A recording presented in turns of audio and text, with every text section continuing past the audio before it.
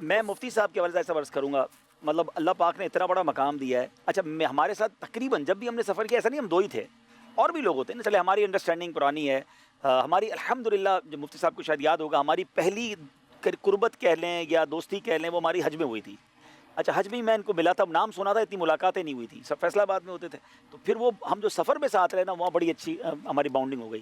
اچھا یہ بات بھی بڑی پرانی، کون سا سال تھا مفتی صاحب؟ 2006. 2006. اور بھائی صاحب وہ حج سردیوں والا حج تھا، یعنی اب تو خواب ہو گیا. یعنی مجھے اچھی طرح یاد ہے، ہم نے لکڑیاں جلائی تھی. مزدلفہ میں آگ جلائی، لکڑیاں جلا کے بیٹھے تھے، کمبل اوڑھ کے، اتنی سردی تھی کہ کیا سے رات گزرے گی. اچھا وعدہ یہ کیا سب نے ایک دوسرے سے، وعدے سے مراد نیت کی کہ کوئی سوئے گا نہیں، کیونکہ سو گیا تو ٹھنڈے پانی سے وضو کیسے کرے گا. اتنی ٹھنڈ تھی کہ بھائی جاگنا ہے، وضو بھی سنبھالنا ہے، تاکہ بھائی فجر جو ہے نا وہ پڑھ سکیں. تو وہ ہمارا ان میں پھر ہم نے مدنی اشعار کی تکرار کی جاگنے کے لیے، تو وہ چلتا رہا. تو وہ پہلا ہمارا سفر تھا. تو لیکن جو میں نے مفتی صاحب کی جو میں نے بات بیان کرنی تھی کہ اتنے فرینڈلی ہو جاتے ہیں سفر میں. آپ نے بھی کیا مفتی صاحب کے ساتھ سفر، لیکن میں نے دیکھا میرے ساتھ اور بھی اسلام پہ جب ہوتے ہیں تو ایک ہوتا ہے نا مفتی ہونا اور ایک بڑا مرتبہ اور ہمیں ڈر لگے، تو ماشاءاللہ اتنے سافٹ ہو جاتے ہیں. اور بعض لوگوں کو ان کے بارے میں یہ ہے بھی کہ نہیں جناب ان سے جو بات کرنا مشکل ہے، اٹس ناٹ، ایسا نہیں ہے.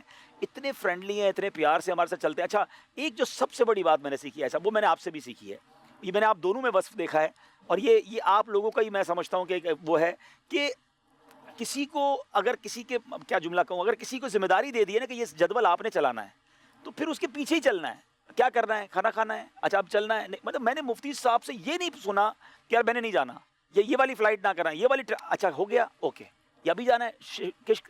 یعنی میں حیران ہوتا تھا کہ یار ہمارے آپس کے قافلے والے شاید کبھی کہتے تھے نہیں یار صبح والی نہیں، مفتی صاحب سے صرف مشورہ کرنا کہ جو آپ کو بہتر لگے کر لیں. یہ وہ چیز ہے جو میں سمجھتا ہوں کہ سفر کو بڑا خوشگوار بنا دیتی ہے.